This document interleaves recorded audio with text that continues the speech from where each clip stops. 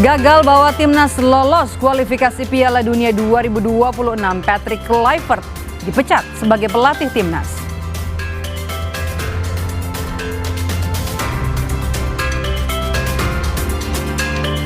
Selebritas Nikita Mirzani membacakan nota pembelaannya dalam sidang pemerasan dan pencucian uang di Pengadilan Negeri Jakarta Selatan.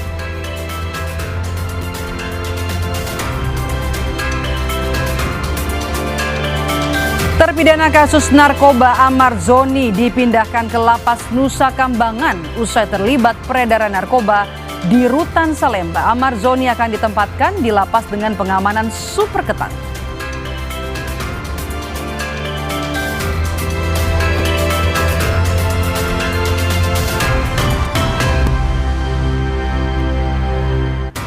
Halo, apa kabar Anda saudara? Selain 3 sorotan utama tadi, sejumlah informasi penting dari berbagai penjuru tanah air kami hadirkan selama 30 menit ke depan untuk Anda. Bersama saya Maido Pelfrina, langsung saja kita jelang Indonesia Update selengkapnya hanya di Kompas TV, independen, terpercaya.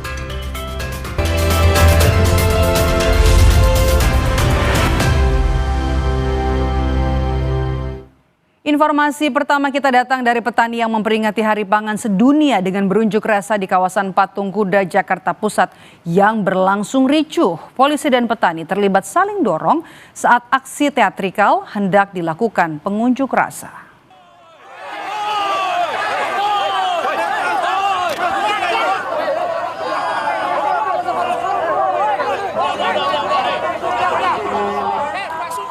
Saling dorong terjadi antara polisi dan pengunjuk rasa di kawasan Patung Kuda, Jakarta Pusat.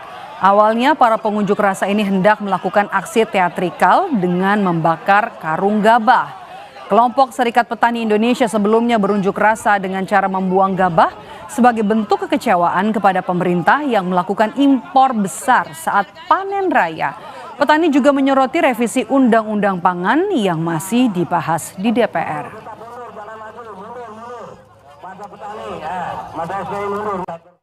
Kita turun lagi aksi untuk menuntut bagaimana kejelasannya, bagaimana ke depannya langkah-langkah strategis apa yang akan kita lakukan antara SPI dan pemerintah mensinergikan untuk penyelesaian konflik agraria yang ada di Indonesia. Di samping itu juga kita di Hari Pangan ini menyoroti tentang revisi Undang-Undang Pangan yang saat ini sedang didiskusikan atau digodok di DPR, walaupun mungkin nanti pembahasannya setelah masa reses ini berakhir, namun kita perlu juga mengawal Undang-Undang Pangan ini. Saudara, kecelakaan antara mobil pribadi dan mobil box terjadi di jalur tol Pandaan, Malang, Jawa Timur, Rabu siang. Detik-detik kecelakaan dua kendaraan ini terekam kamera dashboard milik pengguna jalan.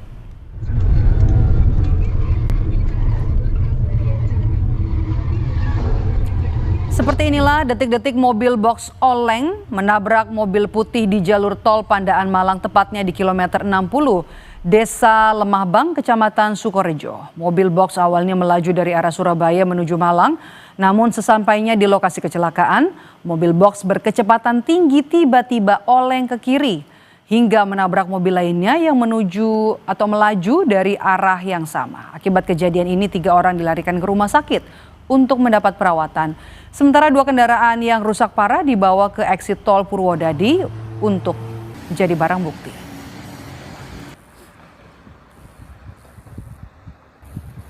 Menabrak kendaraan Terios yang mengakibatkan 3 orang luka-luka. Untuk saat ini dirawat di Rumah Sakit Medika. Lanjut untuk barang bukti diamankan di gerbang tol Purwodadi. Untuk laka ditangani oleh Satlantas Polres Pasuruan. Mungkin kurang hati-hatinya untuk kronologinya masih dipelajari oleh tim penyidik laka lantas Polres Pasuruan yang nanti akan diumumkan, tapi untuk kesimpulan sementara untuk pengemudi kendaraan box kurang hati-hati. Informasi lainnya, saudara, kapal bermuatan BBM terbakar di perairan Banda Neira, Maluku Tengah, Maluku. Kebakaran terjadi saat kapal dalam proses membuang air.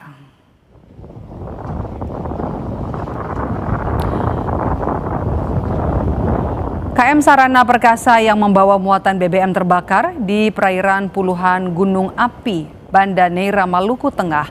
Kapal yang mengangkut 8 awak sebelumnya berangkat dari Masohi. Saat membuang muatan air menggunakan pompa Alkon, tiba-tiba kapal terbakar. Seluruh anak buah kapal berhasil dievakuasi dengan selamat menuju Pulau Banda dan juga Pulau Hatta.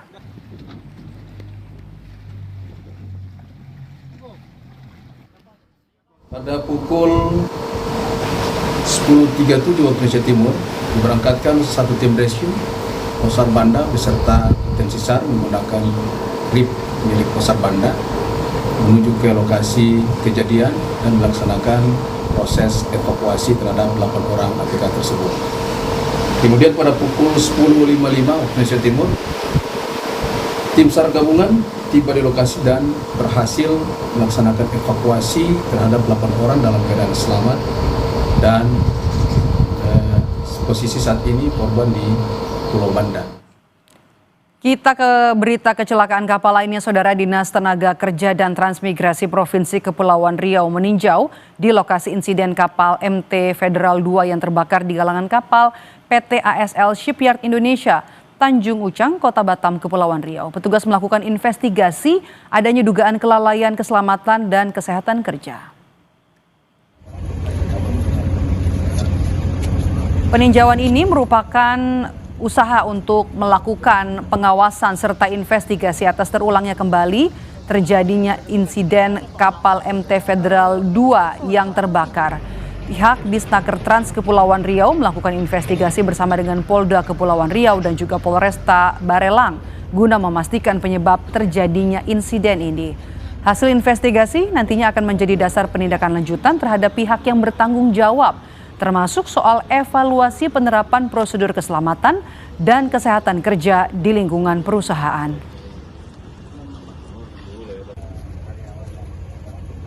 Sudah kejadian 2 kali dengan satu proyek yang sama, kapal yang sama. Saya yakin ini ada kelalaian yang memang diusut, dicari persoalan pokok masalahnya. Apakah mungkin ketiganya lemah atau pengawasannya lemah atau mungkin mindcon-nya juga lemah sehingga memang mohon maaf jadi berpikir bahwa kok ini dibiarkan saja terjadi peristiwa hal akhirnya menyebabkan meninggal dunia. Jadi memang dalam hal ini Menkonnya PT ASL bertanggung jawab untuk peristiwa.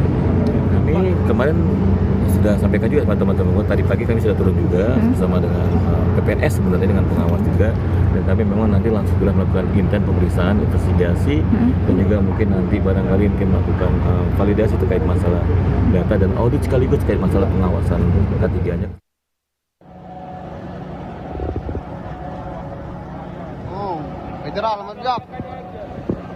Ledakan kapal di wilayah industri PT ASL Shipyard Indonesia Batam, Kepulauan Riau menewaskan 10 orang. Kebakaran terjadi pada Rabu dini hari saat kapal tanker sedang diperbaiki. Jenazah korban meninggal pun dibawa ke Rumah Sakit Bayangkara untuk diotopsi. Selain itu, 21 orang luka-luka akibat peristiwa ini. Rata-rata korban mengalami luka bakar. Kapolda Kepulauan Riau menyebut penyebab ledakan masih diselidiki. Rumah sakit ini ada 4 yang dalam perawatan di ICU. Di tempat lain kami masih ngecek. Rumah sakit dirawat korban? Sementara di 3 rumah sakit. Informasi yang meninggal kita akan lakukan otopsi di Rumah Sakit Bayangkara. Ya, dari hasil penyelidikan nanti kita bisa lihat apakah ini ada unsur-unsur kelalaian yang mengakibatkan orang meninggal dunia. Apabila itu ditemukan, maka kita akan proses sesuai dengan hukum yang berlaku. 21 korban yang luka dirawat di 4 rumah sakit. Mereka rata-rata mengalami luka bakar. Riki Ramadoni, Kompas TV, Batam, Kepulauan Riau. Jangan beranjak dari layar Kompas TV, Saudara. Usai jeda kami kembali dengan informasi dari terpidana kasus narkoba Amar Zoni dipindahkan ke lapas Nusa Kambangan usai terlibat peredaran narkoba di Rutan Salemba. Amar Zoni akan ditempatkan di lapas dengan pengamanan super ketat.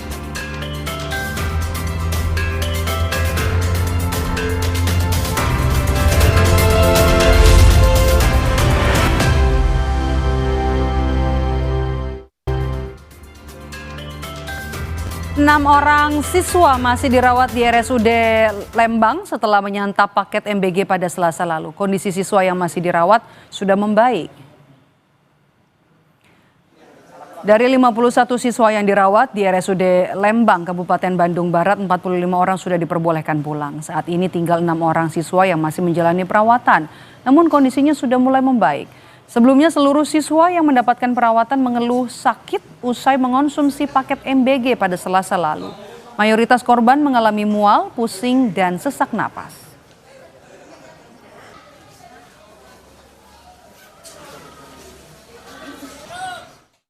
Ini update dari RSUD Pak, Mas yang dirawat ada berapa orang Pak? Ya, untuk hari ini sampai jam 11.35 ya tadi itu yang sudah pulang total hari ini itu sekitar 13 orang dari 19, jadi sisa 6 orang lagi.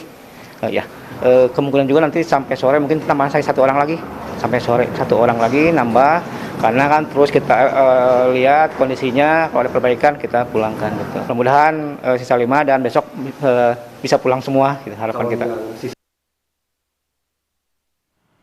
Saudara, meski masih mengalami sejumlah gejala, kondisi siswa yang mengalami keracunan di Bandung Barat, Jawa Barat mulai membaik. Berikut laporan dari jurnalis Kompas TV Reza Pratama dan juga juru kamera Abdul Rohim. Saudara, terkait dugaan adanya keracunan paket makan bergizi gratis begitu dari sejumlah siswa di Kecamatan Cisarua, begitu mulai dari SD Garuda, kemudian dari SMPN 1 Cisarua dan juga dari SMKN 1 Cisarua. Nah, saat ini saya sedang berada di Rumah Sakit Umum Daerah Lembang begitu ya. Saat ini data yang kami dapatkan terakhir dari pihak rumah sakit bahwa ada 6 orang yang masih dirawat di RSUD Lembang begitu di ruangan rawat inap Burangrang 1 dan Burangrang 2. Nah, untuk lebih lengkapnya seperti apa sih yang dirasakan oleh siswa pada saat itu, kemudian apa yang dirasakan saat ini, kami akan mengajak Anda untuk berbincang langsung bersama dengan salah satu orang tua siswa yang memang siswanya saat ini masih dirawat di RSUD Lembang. Ibu, dengan Ibu siapa Bu? Ibu Neng. Ibu Neng, Bu, izin Bu, untuk anak Ibu saat ini kondisi kesehatan seperti apa Bu? Masih kene sesak, kata barusan mau pulang, nanti aja sana dicek dulu sama petugas. Sana teh langsung dibuka sini teh masih sesak anak saya gitu. Pada saat ini masih terasa sesak Bu ya. Nah, waktu pertama datang ke sini Bu, seperti apa sih Bu kondisi anak Ibu saat itu? Pertama mah langsung di SMP teh udah biru, kejang-kejang, langsung pakai oksigen. Itu pakai itu apa? Di impus, langsung dibawa ke sini. Kalau dari yang disampaikan oleh anak Ibu ya, paket MBG yang dimakan itu menunya apa sih Bu? Ini sama bapaknya apa pengen tahu ya MBG sekarang sana makan apa ya menunya sana, pengen tahu nah apa gitu deh sana ayahnya teh itu sana ayam tapi asem cek bapak nanti jangan dimakan deh jangan nggak dimakan sama ayah nasinya dimakan semuanya ayamnya cuma sedikit dimakannya. Terima kasih Ibu, semoga anak Ibu cepat pulih kembali, cepat sehat kembali ke rumah dan aktivitas sedia kala ya. Terima kasih Ibu Neng atas waktunya bersama Kompas TV. Yaitu tadi perbincangan saya bersama dengan salah satu seorang siswa begitu yang saat ini memang masih dilakukan perawatan di RSUD Lembang, namun kondisinya sudah mulai berangsur-angsur membaik. Reza Pratama, Abdul Rohim, Kabupaten Bandung Barat, Jawa Barat. Kita ke berita lainnya, Saudara. Ketua Umum PSSI Erick Thohir mengumumkan pemberhentian Patrick Kluivert sebagai pelatih tim nasional sepak bola putra. Dalam akun Instagram resminya, Ketua Umum PSSI Erick Thohir mengunggah foto pelatih Timnas Indonesia Patrick Kluivert dan mengatakan terima kasih kepada Kluivert dan tim kepelatihan atas kontribusi selama hampir 12 bulan untuk PSSI dan Timnas Indonesia. Ucapan apresiasi dan juga terima kasih juga diunggah di akun Instagram resmi PSSI. Analis sepak bola Gita Suwondo menilai penunjukan Kluivert sebelumnya terburu-buru karena Kluivert memiliki rekam jejak yang kurang baik sebagai pelatih. Nanti saya melihatnya menangkapnya adalah Federasi PSSI ingin sekali membuat Sintayong tidak kembali memimpin. Saya nggak tahu ada masalah internal seperti apa. Jadi sepertinya kesannya adalah mengambil siapapun yang bisa dianggap menggantikan Sintayong. Muncullah nama Patrick Kluivert karena pada saat diwawancara hanya dia satu-satunya yang datang. Padahal kalau dari track record dia sebagai pelatih, dia itu buruk sebenarnya. Dia dipecat dengan cepat oleh klub Turki sebelum kita. Kemudian Curaçao dia juga pegang hanya memenangkan 1 pertandingan dari 5 dari 6 pertandingan. Jadi kesannya sangat buru-buru sekali dan dia memang tidak punya rekor sebagai pelatih yang baik. Jadi kedepannya saya pikir juga harus ada pelatih yang bisa memegang kamar ganti. Artinya benar-benar pemain itu hormat kepada dia. Kemudian dia juga punya track record yang baik. Kalau kita lihat dalam negeri, ada Bernardo Tavares yang baru saja mundur dari PSM Makassar. Informasi selanjutnya datang dari selebritas sekaligus terpidana kasus narkoba Amar Zoni yang dipindahkan ke Lapas Nusa Kambangan Cilacap, Jawa Tengah.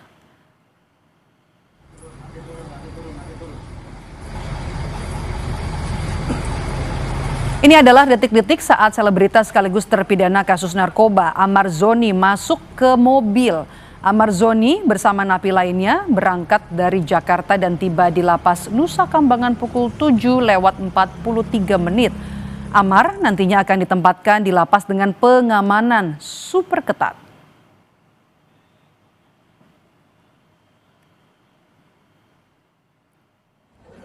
Sebelumnya saudara, Amar Zoni, pesinetron sekaligus terpidana narkoba, kembali tersandung kasus. Kali ini Amar Zoni terlibat peredaran narkotika dari dalam rutan Salemba. Menurut jaksa, Amar Zoni dan juga 5 tersangka lain dari lapas terlibat peredaran narkoba di rutan Salemba dengan barang bukti sabu, ekstasi, dan ganja. Akibat kasus ini, Amar Zoni dan jaringannya terancam hukuman penjara seumur hidup.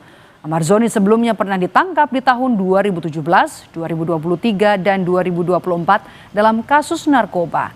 Atas perbuatannya, Amar Zoni pernah direhabilitasi, namun ia kembali melakukan kejahatan serupa berkali-kali.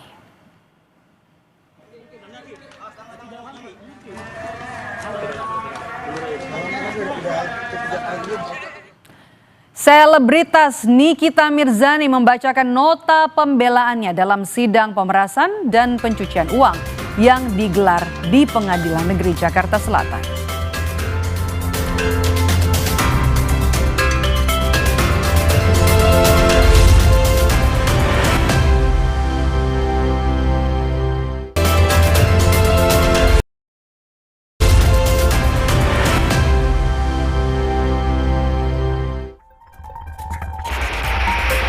Inilah detik-detik ledakan dari salah satu rumah yang dihuni seorang lansia di kawasan Taman Palem, Jakarta Barat.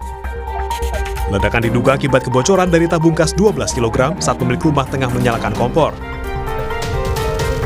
Akibat kejadian ini, 6 rumah rusak dan pemilik rumah yang mengalami luka serius dibawa ke rumah sakit. Menurut polisi, kejadian bermula saat pemilik rumah mengganti tabung gas sepekan sebelum ledakan. Diduga regulator tabung tidak terpasang dengan benar sehingga terjadi kebocoran. Mobil angkutan kota 02 jurusan Sukasari Bubulak terbakar di Jalan Kapten Muslihat, Kota Bogor, Jawa Barat, tepatnya di bawah JPO Paledang. Sebelumnya mobil angkot sempat mogok di depan Bogor Trade Mall. Namun saat tiba di bawah JPO Paledang, tiba-tiba api keluar dari bawah jok supir dan langsung membesar. Kebakaran angkot pun dapat dipadamkan kurang dari 15 menit. Sopir angkot mengalami luka bakar dan segera dibawa ke puskesmas terdekat.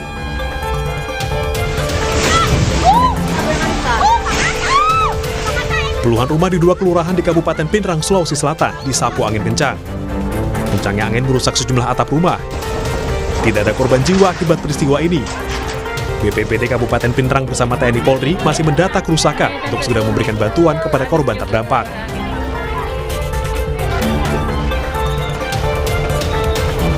Aksi unjuk rasa menolak kehadiran militer dan proyek strategis nasional di Papua ricu. Kericuan terjadi saat massa hendak melakukan long march, namun dihadang petugas karena tidak memiliki izin. Massa yang emosi langsung menyerang petugas. Tembakan peringatan terpaksa dilepaskan untuk menenangkan situasi. 2 polisi dan 1 warga terluka terkena lemparan batu sehingga harus dibawa ke rumah sakit. Saudara, selebritas Nikita Mirzani kembali menjalani sidang kasus pemerasan terhadap Dr. Reza Gladys dan tindak pidana pencucian uang atau TPPU di Pengadilan Negeri Jakarta Selatan. Hari ini pembelaan.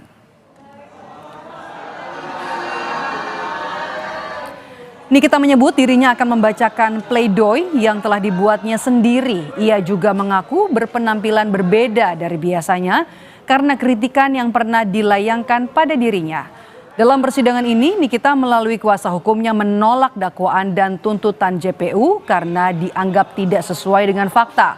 Pada persidangan sebelumnya, selebritas Nikita Mirzani dituntut jaksa penuntut umum dengan hukuman 11 tahun penjara. Siapanya Kak Niki? Outfitnya gimana nih? Baca ini gimana? Outfitnya apa nih hari ini? Hari ini aku jadi putri Fir'aun ya. Karena kemarin aku dibilang tidak sopan, maka hari ini aku berikan kesopanan. Kak Niki, playdoy seperti apa? Playdoy udah bikin sendiri, nanti denger aja. Kita ke berita lainnya, Saudara. Pemerintah Provinsi Sulawesi Utara akhirnya membersihkan kolam Ranowangun di Manado yang kondisinya memprihatinkan. Selain sudah 25 tahun tidak dikuras, fasilitas kolam juga usang dan sudah tertutup hutan lebat. Seperti inilah kondisi kolam renang Ranowangun di kota Manado, Sulawesi Utara.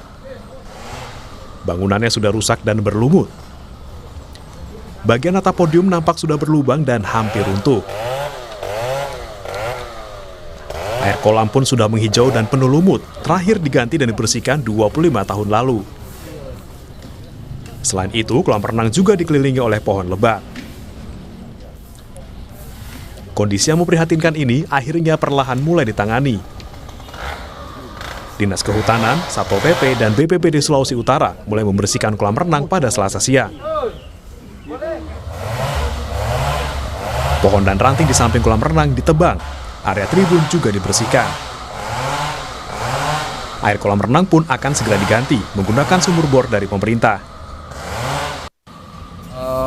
Kondisi kolam renang ini tertutup hutan lebat, ya, dan sarana dan prasarananya yang sangat-sangat tidak memadai. Jadi kami mengadakan pembersihan secara menyeluruh dulu, yang menata pepohonan yang ada di sini jangan sampai membahayakan pengguna kolam renang ini. Yang kedua, kami mengadakan pembersihan seputaran sekitar kolam sehingga kolam ini bisa layak untuk digunakan. Yang ketiga, kami akan mengadakan penyediaan air supply untuk kolam ini dengan sumur bor. Sumur bor. Ya. Kolam renang Ranowangun Manado yang berdiri pada tahun 1985 diharapkan bisa direhabilitasi total agar dapat dimanfaatkan untuk pengembangan cabang olahraga renang Sulawesi Utara serta digunakan masyarakat pada umumnya. Aldi Pascoal, Kompas TV, Manado, Sulawesi Utara. Kami tutup Indonesia Update untuk hari ini. Terima kasih sudah menonton. Saya Maido Elfrina. Sampai jumpa.